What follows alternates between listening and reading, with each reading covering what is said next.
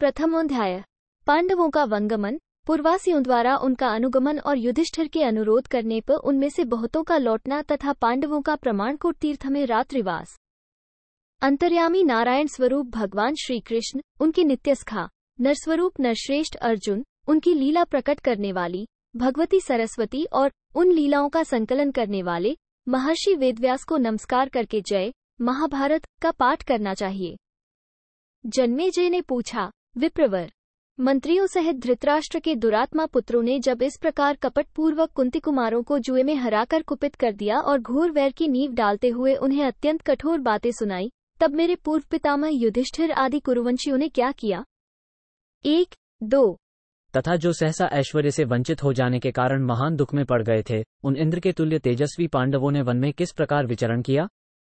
3 उस भारी संकट में पड़े हुए पांडवों के साथ वन में कौन कौन गए थे? वन में वे किस आचार व्यवहार से रहते थे, क्या खाते थे और उन महात्माओं का निवास स्थान कहाँ था? 4 महामुने ब्राह्मण श्रेष्ठ शत्रुओं का संहार करने वाले उन शूरवीर महारथियों के 12 वर्ष वन में किस प्रकार बीते? 5 तपोधन। संसार की समस्त सुंदरियों में श्रेष्ठ पतिव्रता एवं सदा सत्य बोलने वाली वह महाभागा राजकुमारी द्रौपदी, जो दुख भोगने के योग्य कदापि नहीं थी, वनवास के भयंकर कष्ट को कैसे सह सकी? ये सब मुझे विस्तार पूर्वक बतलाइए। 6-7 ब्रह्म। मैं आपके द्वारा कहे जाते हुए महान पराक्रम और तेज से संपन्न पांडवों के चरित्र को सुनना चाहता हूँ।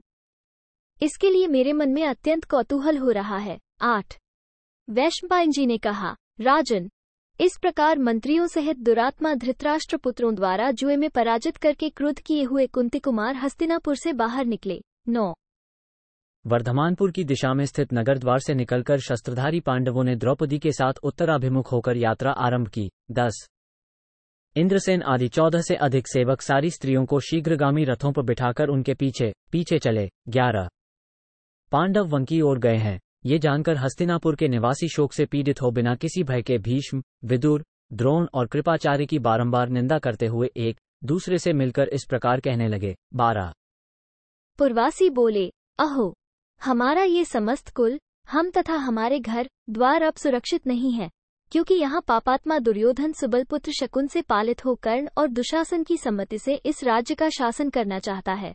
13-14 जहाँ पापियों की ही सहायता से ये पापाचारी राज्य करना चाहता है, वहाँ हम लोगों के कुल, आचार, धर्म और अर्थ भी नहीं रह सकते, फिर सुख तो रह ही कैसे सकता है?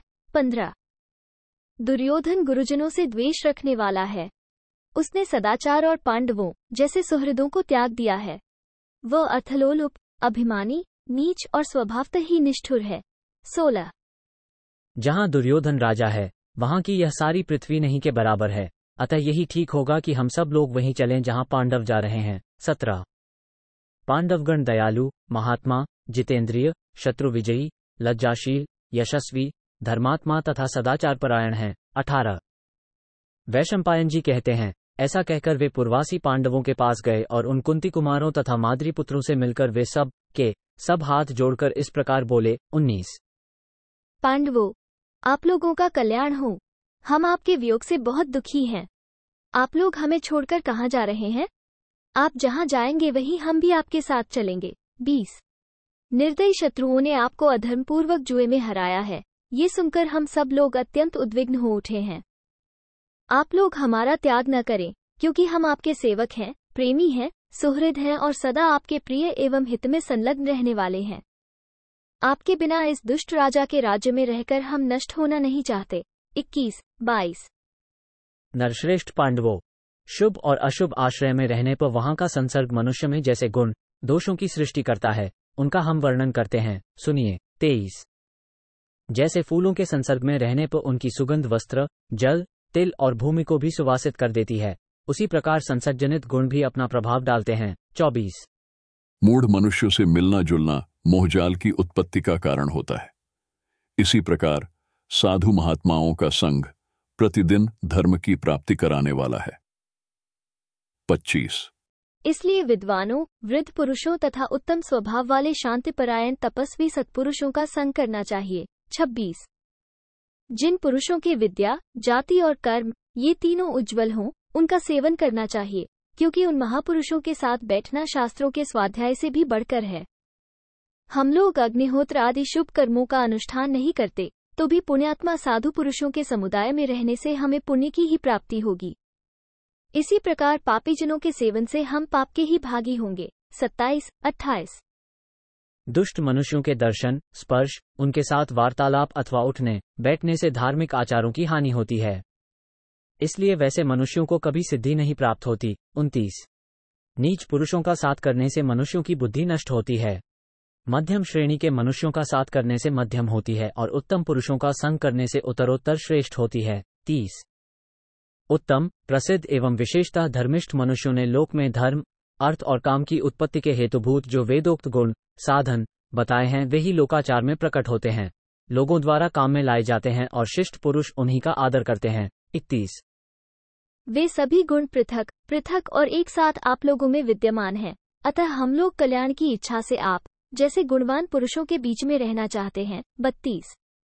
युधिष्ठिर ने कहा, हम लोग धन्य हैं, क्योंकि ब्राह्मण आदि प्रजावर्ग के लोग हमारे प्रति स्नेह और करुणा के पाश में बंधकर जो गुण हमारे अंदर नहीं है, उन गुणों को भी हमें बतला रहे हैं। 33। भाइयों सहित मैं आप सब लोगों से कुछ निवेदन करता हूँ, आप लोग हम पर स्नेह और कृपा करके उसके पाल से मुख न मोड़ें। 34। आप लोगों को मालूम होना चाहिए कि हमारे पितामह भीष्म, राजा धृतराष्ट्र, विदुर जी, मेरी माता तथा प्राय अन्य सगे संबंधी भी हस्तिनापुर में ही हैं। 35। वे सब लोग आप लोगों के साथ ही शोक और संताप से व्याकुल हैं, अतः आप लोग हमारे हित की इच्छा रखकर उन सब का यत्नपूर्वक पालन करें। 36। अच्छा, अब लौट जाइए, आप लोग बहुत दूर चले आए हैं। मैं अपनी शपथ दिलाकर अनुरोध करता हूं कि आप लोग मेरे साथ न चलें।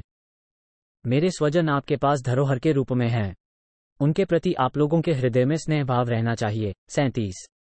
मेरे हृदय में स्थित सब कार्यों में यही कार्य सबसे उत्तम है, आपके द्वारा इसके किए जाने पर मुझे महान संतोष प्राप्त होगा और इसी से मेरा सत्कार भी हो जाएगा। 38।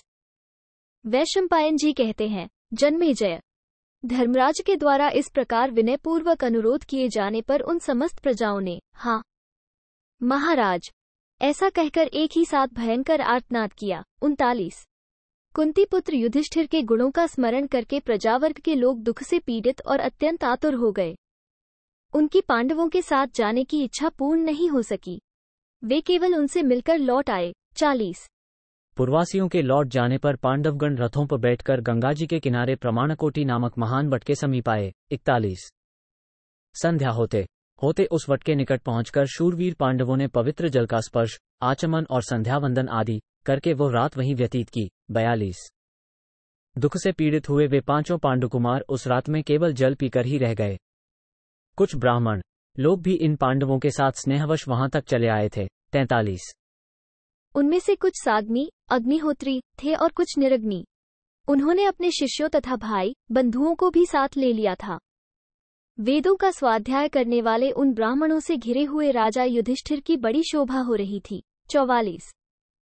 संध्याकाल की नैसर्गिक शोभा से रमणीय तथा राक्षस पिशाचादि के संचरण का समय होने से अत्यंत भयंकर प्रतीत होने वाले उस मुहूर्त में अग्नि प्रज्वलित करके वेद मंत्रों के घोषपूर्वक अग्निहोत्र करने के बाद उन ब्राह्मणों में परस्पर संवाद होने लगा। 45। हंस के समान मधुर स्वर में बोलने वाले उन श्रेष्ठ ब्राह्मणों ने कुरुकुल रत्न राजा युधिष्ठिर को आश्वासन देते हुए सारी रात उनका मनोरंजन किया। 46। इति श्रीमहाभारते वनपर्वणि अरण्यपर्वणि पौरप्रत्यागमने प्रथमोऽध्याय 1। इस प्रकार श्रीमहाभारत वनपर्व के अंतर्गत अरण्यपर्व में पूर्ववासियों के लौटने से संबंध रखने वाला